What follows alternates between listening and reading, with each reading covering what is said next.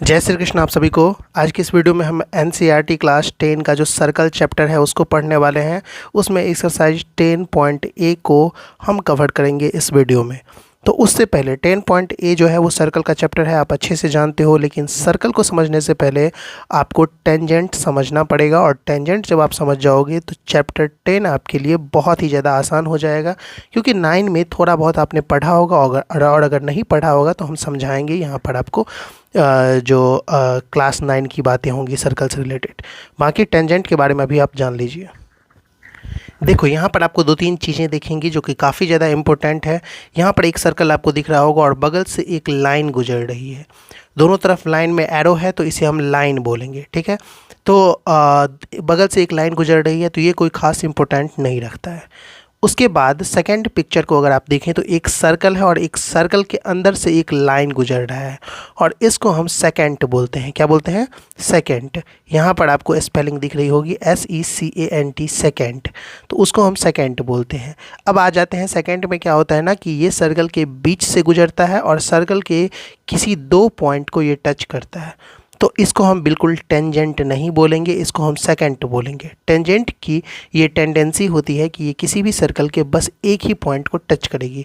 किसी सर्कल के बगल से एक लाइन गुजर रही है और वो क्या कर रही है? सर्कल के किसी एक ही पॉइंट को टच कर रही है। आप बोलोगे सर यहाँ पर तो अगर गौर से देखिए तो पता चल रहा है, क्योंकि सर्कल तो इनफाइनाइट पॉइंट के मिलने से एक सर्कल बनता है।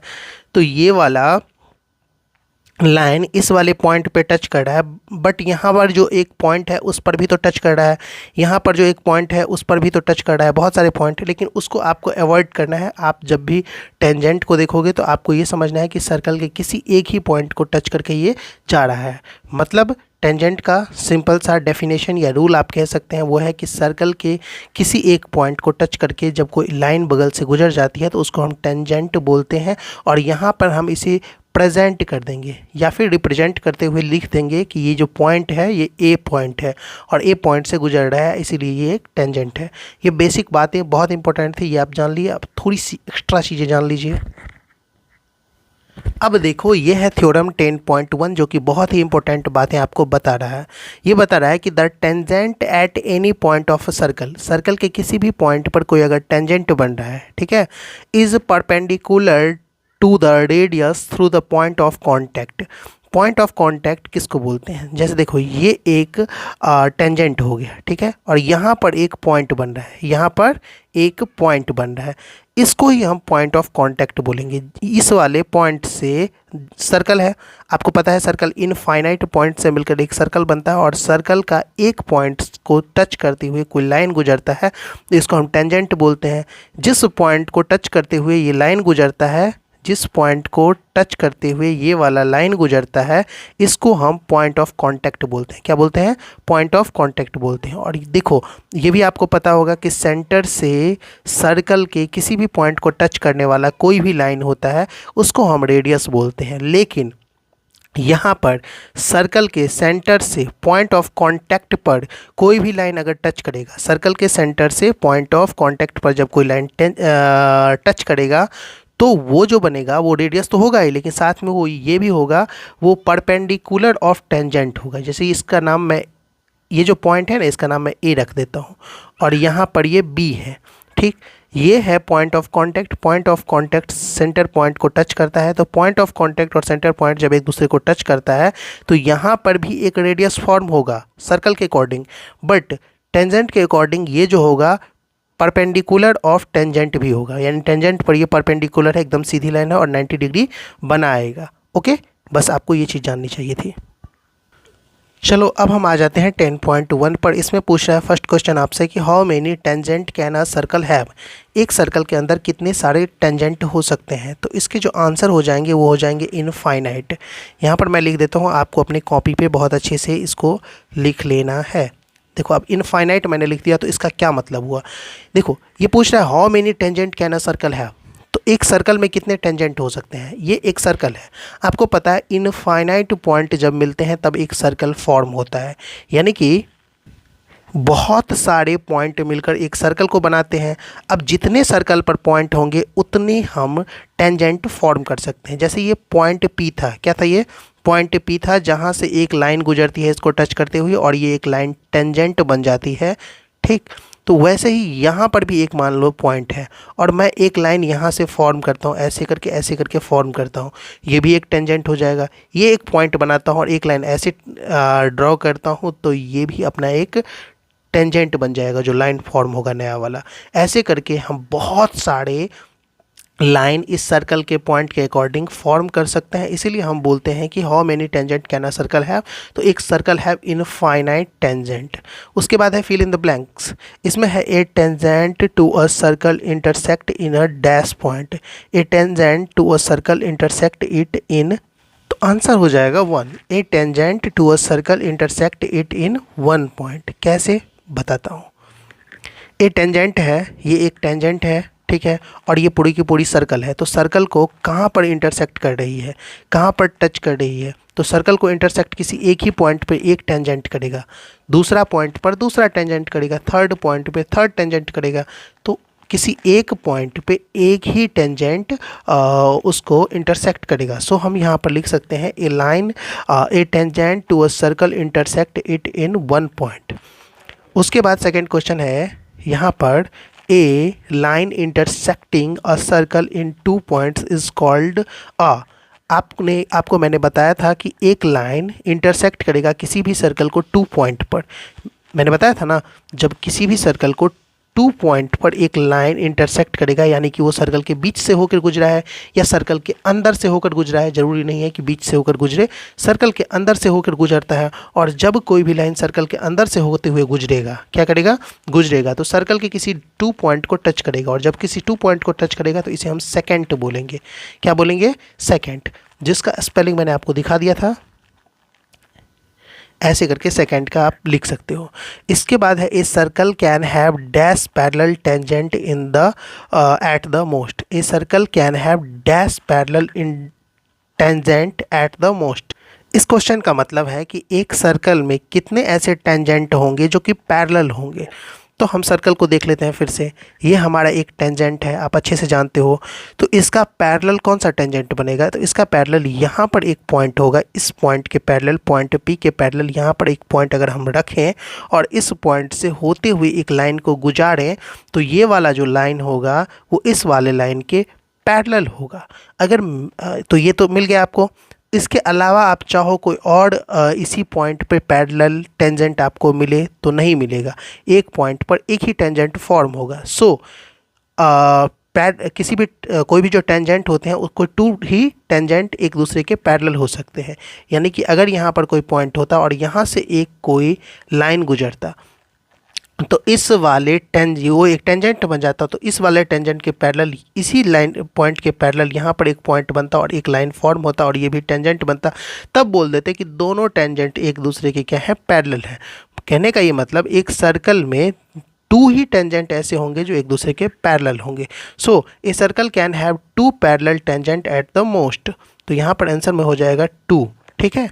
उसके बाद नेक्स्ट है the common point of a tangent to a circle and the circle is called. बहुत इंपॉर्टेंट है। The common point of a tangent, tangent का जो, और to a circle at the circle is called. Common point का क्या मतलब हुआ, देखो, the common point to the, बहुत अच्छा पूछा गया है, the common point of tangent, ये वाला पॉइंट P जो है ये टेंजेंट का भी पॉइंट बन गया और सर्कल का भी पॉइंट बन गया है, ठीक है। तो the common point of a tangent to a circle and the circle is called. तो ये वाला जो पॉइंट है ये सर्कल का भी पॉइंट हो गया है और टेंजेंट का भी पॉइंट हो गया है, दोनों का कॉमन पॉइंट हो गया। और जो कॉमन पॉइंट होते हैं उसे हम क्या बोलते हैं, कॉमन पॉइंट को हम बोलते हैं पॉइंट ऑफ कॉन्टैक्ट। क्या बोलते हैं, पॉइंट ऑफ कॉन्टैक्ट। वैसा पॉइंट जो टेंजेंट का भी पॉइंट होता है, पार्ट होता है, और सर्कल का भी पार्ट होता है, उसे हम पॉइंट ऑफ कॉन्टैक्ट बोलते हैं। सो हम यहाँ पर लिख देंगे सिंपल पॉइंट ऑफ कॉन्टैक्ट। चलो, इतने क्वेश्चन, 2 क्वेश्चन आपके बन गए। क्वेश्चन नंबर 3 मैं देखता हूँ क्या है। अच्छा, क्वेश्चन नंबर 3 है a tangent P Q at a point P.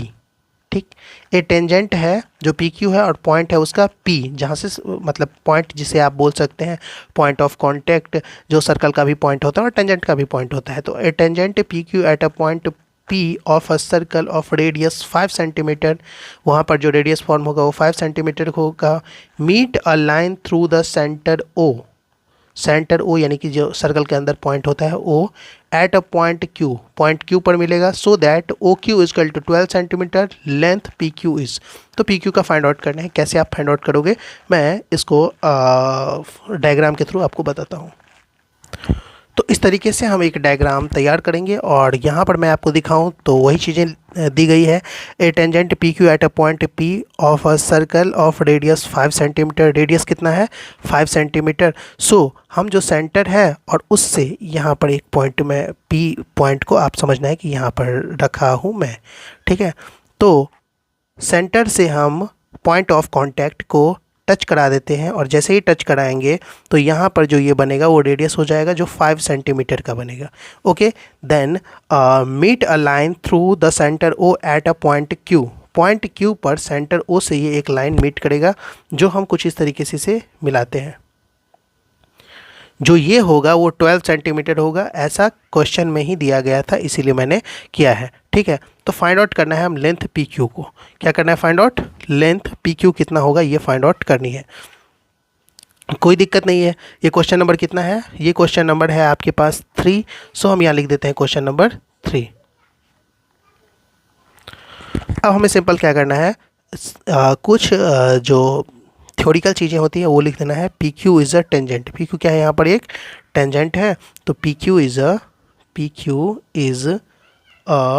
Tangent, P Q is a tangent and point P is centre point and point P is centre point. ये सब चीज़ें आप लिख दोगे, थ्योरिकल बेसिस जो चीज़ें होती हैं ये आप लिख दोगे तो आपके जो कॉपी हैं वो देखने में अच्छे लगने लगते हैं, इसलिए मैंने ये चीज़ें लिख दिया है। उसके बाद आपको क्या करना है, बस थोड़ी थोड़ी चीज़ें ध्यान में रखनी है। पी क्यू क्या है, पी सेंटर पॉइंट है। अब क्या करना है आपको, O P parallel P Q कर देना है। सिंपल चीज़ है, O P parallel P Q. O P क्या है, पैरेलल है, O P perpendicular P Q, O P perpendicular P Q, tangent जो पी क्यू है उसका परपेंडिकुलर है ओ पी, और परपेंडिकुलर जैसे ही हम लिख देते हैं तो हम अपने आप ही यहाँ पर 90 डिग्री बना सकते हैं। और 90 डिग्री जैसे ही यहाँ पर बन गया तो ये राइट एंगल ट्रायंगल बन गया। सो हम लिख सकते हैं in right angle triangle, in right angle triangle. अब हमें क्या करना है, बस क्वेश्चन को सॉल्व कर देनी है। क्वेश्चन को सॉल्व करने का ये मतलब है कि ओ पी आपको दिया है, ओ क्यू आपको दिया है, पी क्यू आपको नहीं दिया गया है। आपको पता है hypotenuse is equal to perpendicular P square plus B square, perpendicular का square plus B square. So हम कुछ इस तरीके से लिख देंगे सीधा। पहले ओ क्यू निकालते हैं, O Q square is equal to O P square plus P Q square.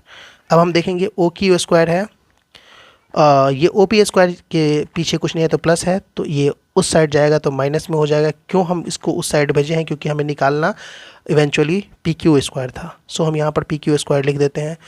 उसके बाद आपको पता है कि यहाँ O Q square minus O P square is equal to P Q हो जाएगा, और यहाँ से स्क्वायर हटेगा तो यहाँ पर रूट चढ़ जाएगा, और सिंपल हम इसका वैल्यू लिख लेंगे रूट अंडर 12 का स्क्वायर, ओ क्यू तो था 12 तो 12 का स्क्वायर कर लेते हैं, माइनस ओ पी था 5 सेंटीमीटर तो 5 का स्क्वायर कर लेते हैं इक्वल टू पी क्यू। सो 12 का स्क्वायर 144 होता है। सो हम यहाँ पर 144 माइनस 5 का स्क्वायर 25 ले देंगे, और पी क्यू का वैल्यू इस तरीके से हमें मिल जाएगा। 144 में से 25 जाएगा तो 119 मिल जाएगा, और ये हमारा पी क्यू का वैल्यू निकल जाएगा। इस तरीके से ये वाला जो ऑप्शन डी है ये हमारा करेक्ट हो जाएगा। अब देखते हैं क्वेश्चन नंबर 4 को, जो कि बहुत ही इजी है और आपके लिए काफ़ी ज़्यादा बेनिफिशियल भी हो सकता है। क्वेश्चन नंबर 4 है, draw a circle and 2 lines parallel to a given line such that one is a tangent and the other a second to a circle. आपको क्या बोल रहा है, draw a circle and 2 lines parallel to a given line. एक given line बनानी है आपको, जो कि आपको सेंटर से होते हुए बनानी है, ठीक है। वो बताया नहीं है, गिवन लाइन दे दिया गया है, तो इसका ये मतलब है एक कोई लाइन बनाओगे आप सेंटर के, तभी उसके एक पैरेलल जो होगा वो एक टेंजेंट होगा, एंड उसके ही पैरेलल एक नीचे में लाइन बनाओगे जो सर्कल के दोनों पॉइंट को टच करेगा एंड वो सेकंड होगा। ठीक, तो वो एक वैसा एक आपको डायग्राम फॉर्म करनी है, is a tangent and the दूसरा जो होगा वो सेकंड होगा। बस ये छोटी सी चीज़ है, आपको कुछ इस तरीके से कर लेनी है। यहाँ पर आपको एक नॉर्मल सा कोई गिवन लाइन बना लेना है जो कि सेंटर के पॉइंट को यानी कि सेंटर को टच करते हुए जाएगा। तो ये एक गिवन लाइन हमने ड्रॉ कर लिया। चूँकि लाइन जब तक बोले तब तक आपको पता है कि दोनों तरफ आपको एरो फॉर्म करनी है, नहीं तो इसके लिए भी आपके मार्क्स कट सकते हैं। सो आपको इस चीज़ का ध्यान रखना है। और इसका कोई नाम दे देता हूँ। ये जो लाइन है सिर्फ लाइन का नाम देने के लिए बोला गया है, तो लाइन मैं दे देता हूँ कुछ इस तरीके से। लाइन का नाम दे देता हूँ ए बी। ये जो हो जाएगा अपना ए बी हो जाएगा। उसके बाद जो कह रहा है कि वो एक टेंजेंट फॉर्म करने के लिए बोल रहा है, तो मैं यहाँ पर एक पॉइंट मान लेता हूँ। क्या कर लेता हूँ, इस पॉइंट को मैं पी कह देता हूँ। ठीक है, पी ये पॉइंट है। अब एक लाइन जो यहाँ से जाएगा वो इस पी पॉइंट को टच करते हुए जाएगा, और जब पी पॉइंट को टच करते हुए जाएगा तो ये टेंजेंट बन जाएगा। इसका नाम एक्स रख लेते हैं, इसका नाम वाई रख लेते हैं। और यहाँ पर मैं एक सेकेंड बनाता हूँ। सेकेंड वैसा होगा जो सर्कल के किसी दो पॉइंट को टच करेगा, कुछ इस तरीके से। ये दो पॉइंट को टच कर रहा है, इन दोनों पॉइंट को आपको नाम देना है। इन दोनों जैसे पहले तो मैं इसका नाम देता हूँ सी और डी, इस लाइन का, और इस दोनों पॉइंट का नाम इसको दोनों पॉइंट का नाम ईजिली आप कुछ भी रख सकते हो। मैं टी देता हूँ और क्यू दे देता हूँ, तभी ये पता चलेगा कि ये, वैसे ही देखकर तो नॉर्मल पता चल जाएगा, लेकिन हमें अच्छे से चीज़ें फॉर्म करनी है, तो हम यहाँ पर टी क्यू दे देंगे, यानी कि ये दो पॉइंट को टच कर रहा है। अब क्या करना है, सिंपल हमें लिख लेनी है let A B is a given line. ठीक है, A B is a given line. उसके अलावा उसके साथ ही आपको दे देना है सी डी। सी डी क्या है, सी डी एक सेकेंड है, तो C D is a second. Next करना है आपको X Y is a tangent. तो लास्ट में सब के सब क्या हो रहे हैं, एक दूसरे के पैरेलल हो रहे हैं। सो आप इस तरीके से लिख सकते हो, A B is parallel to C D और C D is parallel to X Y. बस इतना ही कर दोगे, आपका काम हो गया। उम्मीद करता हूँ वीडियो आपको अच्छा लगा हो, पसंद आया हो तो लाइक करें, चैनल को सब्सक्राइब करें।